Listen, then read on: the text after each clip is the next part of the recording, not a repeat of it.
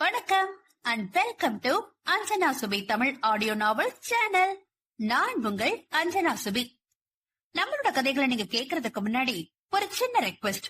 நம்ம சேனலை மறக்காம சப்ஸ்கிரைப் பண்ணிடுங்க. உடனுக்குடனான அப்டேட்ஸ் கிடைக்கிறதுக்கு பெல் பட்டனையும் தட்டி விட்டுருங்க. வீடியோ உங்களுக்கு பிடிச்சிருந்ததுன்னா உங்க ஃப்ரெண்ட்ஸுக்கு கண்டிப்பா ஷேர் பண்ணுங்க. கருத்துக்களையும் கமெண்ட் பாக்ஸ்ல பதிவு பண்ணிடுங்க. நீங்க கொடுக்கிற அந்த ஆதரவு தான் தொடர்ந்து நாங்க ஆடியோ நாவல்கள் வெளியிட ஒரு உத்வேகமா இருக்கும். ஓகே, கதையின் குரலாக நான் உங்கள் ஆர்ஜே நித்யஸ்ரீ.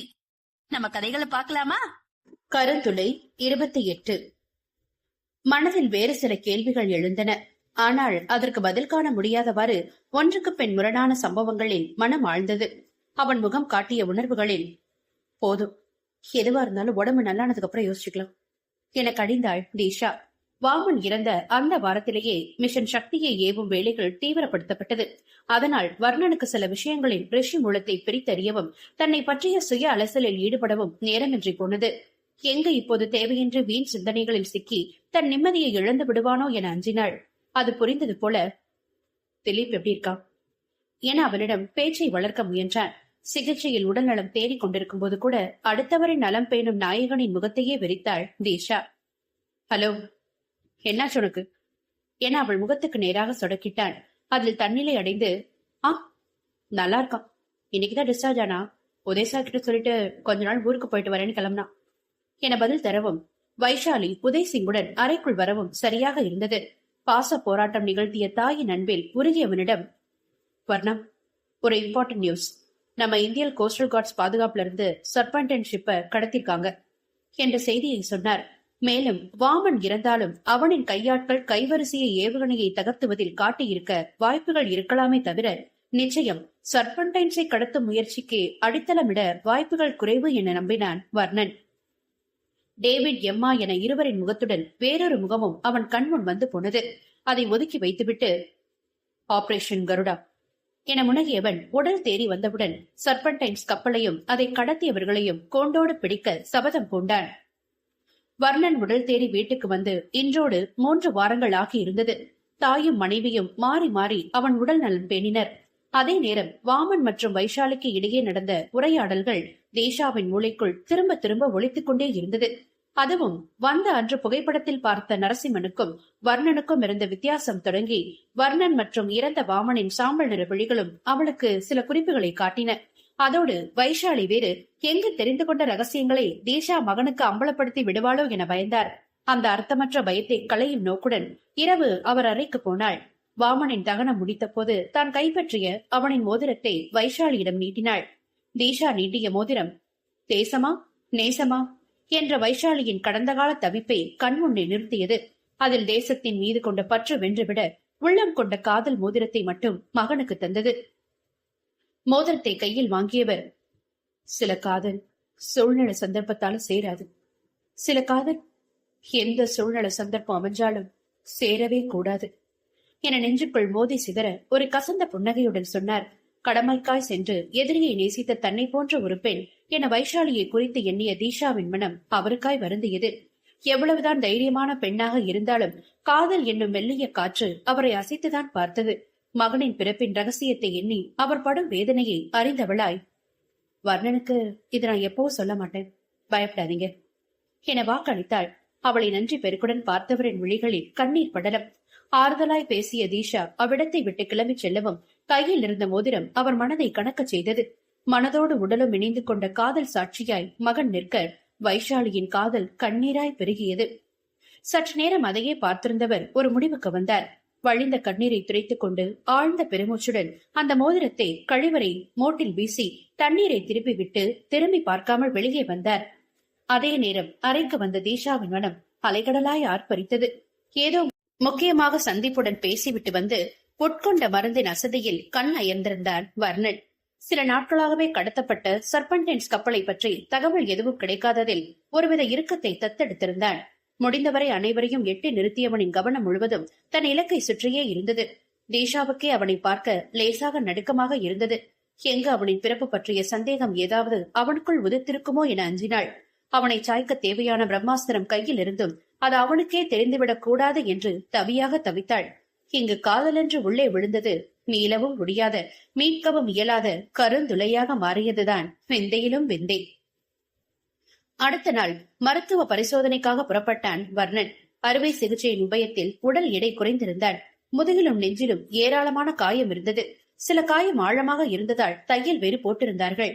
எனினும், நான் தனியா போயிட்டு வந்துடுறேமா என்றவனின் உடல் சோர்வை காட்டி துணைக்கு தீஷாவை அனுப்பி வைத்தார் வைஷாலி. அவளும் மறுத்து பேசாது அமைதியாக அவனுடன் சென்றாள். மருத்துவமனை பரிசோதனைகள் முடிய மருத்துவரின் ஆலோசனைகள் பெற்றுவிட்டு அருகே இருக்கும் கேஃபேவுக்குள் நுழைந்தனர். வார நாள் ஆதலால் சில காதல் ஜோடிகளை தவிர வேறு யாரும் இல்லை. 2 காஃபி லாட்டைகளை சொல்லிவிட்டு அமர்ந்தார்கள். அப்போது அவன் கைபேசி என்னையும் கொஞ்சம் கவனி என சினுங்கியது. பிரைவேட் நம்பர் என்ற எண்ணிலிருந்து வந்த அழைப்பை ஏற்றவனின் காதில், சர்ப்ரைஸ் கமாண்டோ, சர்பன்டைன்ஸ கண்டுபிடிக்க இன்டெல் திரட்டுறீங்க போல என்ற இயந்திரத்தனமான குரல் ஒலித்தது. அதில் குரல் இறுகி, யாரு என உடல் மொழியில் இருந்த இலகுத்தன்மை மறைய கேட்டவனையே கூர்ந்தாள் தீஷா. ஏற்கனவே தன் உடல்நிலை நினைத்து கலவரப்படும் மனைவியிடம், ரிச்சர்ட்ஸ் அபிஷியல் கால் என இதழ் அசைத்து சமாளித்தான். புருவம் உயர்த்தவனிடம், சிக்னல் கிடைக்கல என்ற சப்பை கட்டுடன் மெதுவாக கேஃபேவை விட்டு வெளியே வந்தான். நான் ஒரு ஆப்ஷன் தரேன். 1 சர்பன்டைன்ஸ், இல்ல பிரெக்னண்டா இருக்க உங்க வைஃப். ஏதாவது ஒண்ணுதான் கிடைக்கும் கமாண்டோ என அவன் கூறிக்கொண்டிருக்கும் போது அந்த காட்சி வர்ணனின் கண்ணில் விழுந்தது. கடையின் கண்ணாடி தடுப்பு சுவருக்குள் அமர்ந்திருந்த தீஷா முன்பு 2 காஃபி கோப்பைகளை வைத்துவிட்டு சிப்பந்தி நகரவும் எங்கிருந்தோ ஒரு துப்பாக்கி தோட்டா அந்த தடுப்பு சுவரை தூள் தூள் ஆக்கிவிட்டு தீஷா எடுக்க போன கோப்பையை பதம் பார்த்தது. அதற்குள் உள்ளே இருந்த சொற்ப ஆட்களும் கத்தி கூப்பாடு போட்டு திசைக்கு ஒருவராக ஓடினர். எங்கிருந்து எப்படி தாக்குதல் நடத்தப்பட்டது என யோசிக்கும் முன் கடையின் மற்ற பக்க கண்ணாடி சுவர் பொல பொலவென உதிர்ந்து விழுந்தது. லேசாக உடைந்த கண்ணாடி சில்லுகள் ஆங்காங்கே சிறைத்திருக்க மேசை கடையில் மறைந்து கொண்டாள் தீஷா. இக்காட்சியை கண்டு விழுந்தடித்து பதறியவாறு தன் அவளை நோக்கி ஓடி வந்தான் வர்ணன். அடுத்த தாக்குதலை எதிர்நோக்கி தைரியமாக தனது சுற்றுப்புறத்தை ஆராய்ந்தவளை எழுப்பி அவசரமாக வெளியே அழைத்து வந்தவன் சந்திப்புக்கு தகவல் தந்து தக்க நடவடிக்கை எடுக்க ஏற்பாடு செய்தான். அப்போது மீண்டும் அதே எண்ணிலிருந்து அழைப்பு வர, யாரா நீ என கத்தினான் வர்ணன். The greatest trick the devil ever pulled was convincing the world he did not exist.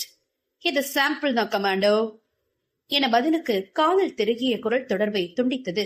அதில் ஆழ மூச்செடுத்து தன்னை சமன் செய்து கொண்டான் வர்ணன்.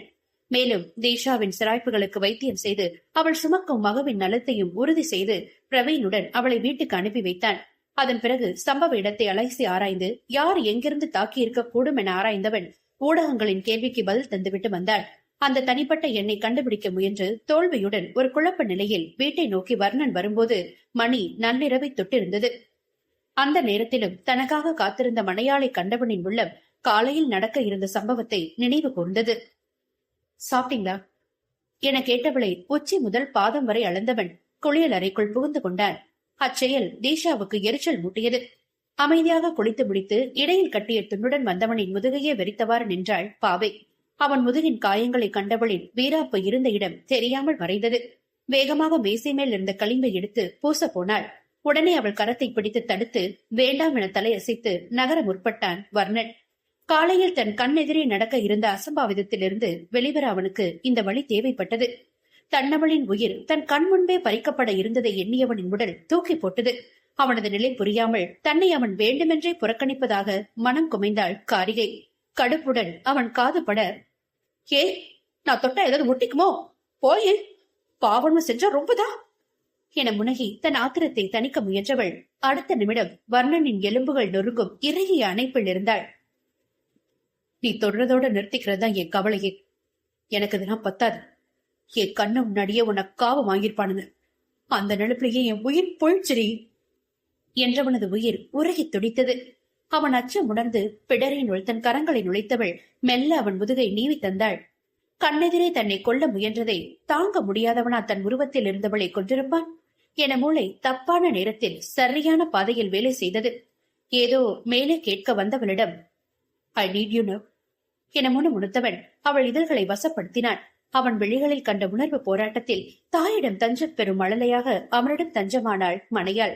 மனமுவந்து இணைந்த பெண்ணவளுடன் காமக்கணைகள் தொடுத்து காதல் வேள்வி வளர்த்தவன் அவள் உயிரோடு கலந்தாள்.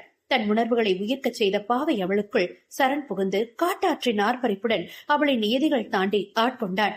தேகசூடு தகிக்க மோக தாக்குதல் நடத்தியவனின் நகக்கீரல்களை கூட பேரன்பின் பரிசாக ஏற்றாள் பெண். அந்த காயங்களுக்கு தன் முத்தங்களால் மருந்திட்டவனின் மந்திர உச்சாடனமான "தீஷு, மை லவ்" என்ற பிதற்றலில் மறைந்திருந்த நேசத்தில் தீ பிழம்பானாள் மங்கை. உடற்வழிகள் உடல் முழுவதும் சாரல் வீச சிகரம் தொட்டு உயிராய் இருவருக்குள்ளும் நெறிந்த காதலுடன் கண்ணயர்ந்தது அந்த ஜோடி. இதுவே அடுத்த ஒரு வார காலம் தொடர்கணையானது. எங்கு கடந்து வந்த பாதையை பற்றி பேசினால் இருவரின் உரிமைகளும் வெறுப்பாக மாறிவிடுமோ என்று பயந்தவர்கள் மோகத்தின் கூடத்தில் தங்கள் விடியலை சூட்சமமாக விவாதித்துக் கொண்டனர். அந்த வாரத்தில் திடீரென்று பிரவீனிடமிருந்து ஒரு அழைப்பு வந்தது. "ஹலோ தீஷு, உதய் சார் யாரோ வீடு புகுந்து பயங்கரமா அடிச்சு போட்டிருக்காங்க. அவரை ஹாஸ்பிட்டல் சேர்த்திருக்கேன்" என்ற செய்தியில் தீஷாவின் நாவு மேலனத்தோடு ஒட்டி கொண்டது. "என்ன என்ன சொல்ற பிரவீன்? நான் இப்பவே வரேன்" என வைஷாலியிடம் விஷயத்தை உரைத்துவிட்டு அப்போதே புறப்பட்டாள் தீஷா. அவள் கிளம்பி சென்ற வேகம் மனதில் கரக் என்ற உணர்வை விதைக்க உடனே வர்ணனிடம் தகவல் பகிர்ந்தார். அதை கேட்ட வர்ணனுக்கு பிரவீன் தீஷாவை திருமணம் செய்து கொள்வதாக அறிவிக்க உதயை பார்க்க வந்த நாளின் ஞாபகங்கள் மேல் எழுந்தது. வாமனின் கடிகாரத்தை மறைகுறியாக்கம் செய்வதை தீவிரப்படுத்தியதை நினைவு கூர்ந்தவனுக்குள் மற்றொரு எண்ணம். கடிகாரத்தின் முழு தகவல்களை ஒரு பென்ட்ரைவில் அடைத்து சரியாக தீஷாவும் அவனது அன்னையும் வாமனால் கடத்தப்பட்டதற்கு 3 நாட்கள் முன்புதான் உதய்சிங்கை அவர் வீட்டில் பார்த்து தந்துவிட்டு வந்தது நினைவில் உறுத்தியது. அப்படியென்றால் தான் தந்த அந்த தகவல்களை கைப்பற்ற அவரை தாக்கி இருக்க கூடுமோ என்ற நினைவில் நெஞ்சில் குளிர் எடுத்தது. அடுத்து பிடித்துக் கொண்டு மருத்துவமனை அடைந்தவன் கவலை தோய்ந்து கலங்கி நின்ற மனைவியின் தோற்றத்தில் உருகினான். ஒரு வகையில் தானும் உதயின் இந்த நிலைக்கு காரணம் என்ற எண்ணமே அவன் மனதை அறுத்தது. வந்தவன் அவரின் நிலை பற்றி விசாரிக்கவும், "காலையில ஒரு ஸ்பெஷல் கேஸ் சம்பந்தமா சீஃப பார்க்க போனேன். பார்த்து அடிபட்டு ரத்த வெள்ளத்துல இருந்தாரு. வீடு முழுக்க களைஞ்சு கிடந்தது. முதல்ல ஹாஸ்பிட்டல் சேர்த்துட்டு தீஷுக்கு தகவல் தந்தேன்" என பதில் தந்தான் பிரவீன். இம்முறை வர்ணனுக்கு சந்தேகம் எல்லாம் இல்லை. சர்வ நிச்சயமாக அவனாகத்தான் இருப்பான் என நம்பினான். எனவே மனைவியை பாதுகாப்பாக வீட்டுக்கு அனுப்பிவிட்டு உடனே தங்கள் ஆபரேஷன் கருடாவை செயல்படுத்த முடிவு செய்தான். தனியாக வீட்டுக்கு புறப்பட்ட மனைவியை நிறுத்தியவன், "தனியா போவேணாம், பிரவீன் கூட போ" என ஒருவித பயம் கொப்பளிக்கும் குரலில் கூறினான். அதை வினோதமாக பார்த்த பாவை நண்பன் முன் எதையும் கேட்க முடியாமல் அவன் வார்த்தைக்கு கட்டுப்பட்டாள். "தேஷா உன் கூட தானே வர்ணா இருக்கா? இன்னும் ஆளை காணோம். கால் பண்ணா ஸ்விட்ச் ஆஃப்னு வருது" என அவள் பிரவீனுடன் சென்ற சில மணி நேரத்தில் வைஷாலியிடமிருந்து இப்படி ஒரு அழைப்பு வந்தது.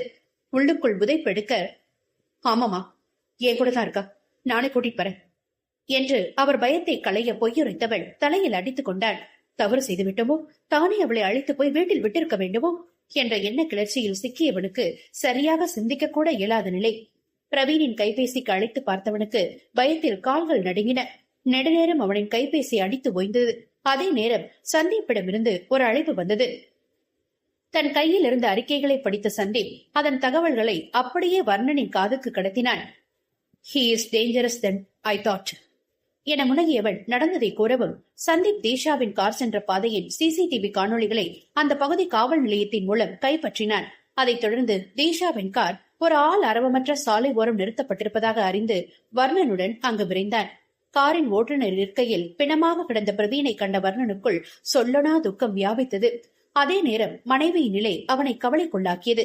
எனினும் தன் வலது காதின் நுனியை அழுந்த வருடி மனதை திடப்படுத்த முயன்றான். மனதில் சாவுக்கு முன்பு தேவதத்தன் உரைத்த, "நீ கோச்சா இருக்கலாம், ஆனா I am the game changer here" என்ற வார்த்தைகள் ஏனோ சம்பந்தமின்றி நினைவுக்கு வந்தது. தங்கள் கப்பலை தயார் செய்ய படித்தவன் யோசிக்காமல் தன்னவளை சிறை மீட்கவும் இதற்கு பின்னணியில் இருப்பவனையும் பிடிக்க புறப்பட்டான்.